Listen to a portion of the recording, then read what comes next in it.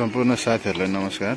म नेपाली कृषक उस्मान भाइबा सानो भिडियो यो मेरो बाख्रा फार्मको चाहिँ तपाईहरुले देखाउन खोजेको। अहिले चाहिँ यो चरणमा गएर आइसकेपछि यसरी म खुल्ला रूपमा यसरी चाहिँ बस्न दिन्छु र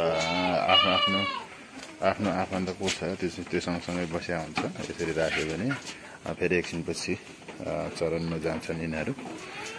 चरणमा गएर आइसकेपछि फेरि र चरणमा जानुभन्दा अगाडि चाहिँ हामीले यसरी एकै ठाउँमा भन्नाले सबै यो चाहिँ कोठाबाट बाहिर निकालेर राखेको हुन्छ र अहिले यहाँनिर भिडियो थोरै बनाउन खोजेको मैले। अहिले सरदरमा सानो ठुलो गर्दाखेरि 100 को एभरेजमा छ बाख्राहरू।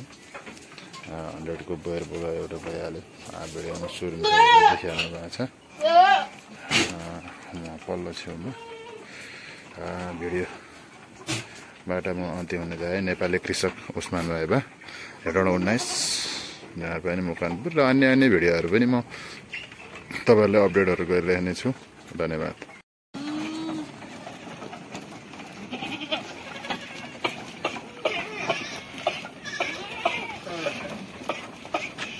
सबै दबा न सबै दबा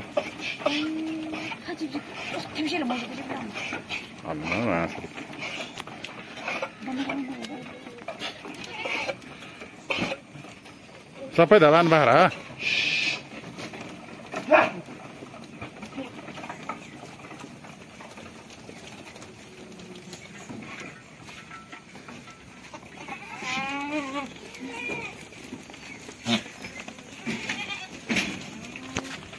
सम्पूर्ण किसान साथीहरु नमस्कार। म नेपाली कृषक उस्मान भाइबा।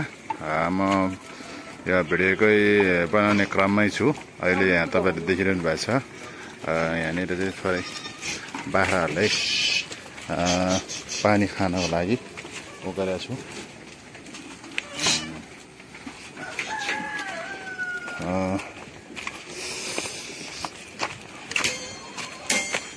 यो अहिले चाहिँ मेरो जेठो छोराले हेल्प गरिरहेको छ यहाँ।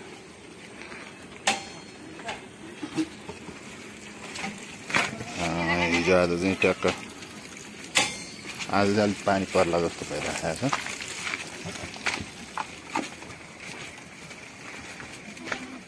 सबैलाई पानी गर्दा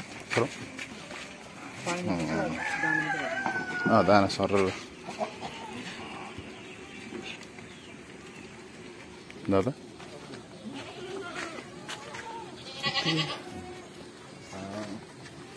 अहिले यहाँ तपाईँले भिडियोमा देखिरहनु भएको छ। आज विशेष यो पानी परिरहेको लागेको भएको कारणले अहिले पानी खुवाइदिने र थोरै पानी खुवाइसकेपछि चाहिँ यसलाई फेरि भिडियो हाल्ने योजना छ। सानो भिडियो तपाईँलाई देखाउँदै म नेपाली कृषक उस्मान भाइबा 19 नेपाल पाइने यो भिडियो म सोसल नेटवर्कहरूमा हाल्छु। सोसल नेटवर्कमा तपाईहरुले चाहिँ लाइक, कमेन्ट, शेयर, सब्स्क्राइब अनि सबै थोक गरिदिनु होला। म किसानको चाहिँ केही मनोबल बढोस् भन्नको लागि हस्त धन्यवाद दिन्छु।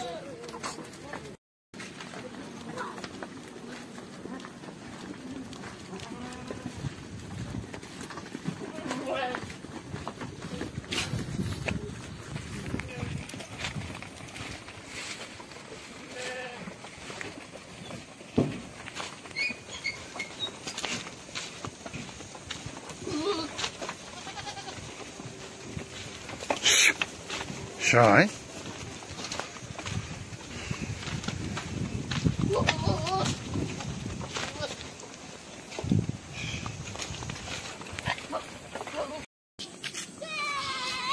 ल आज चरणबाट बाख्रा फर्किँदै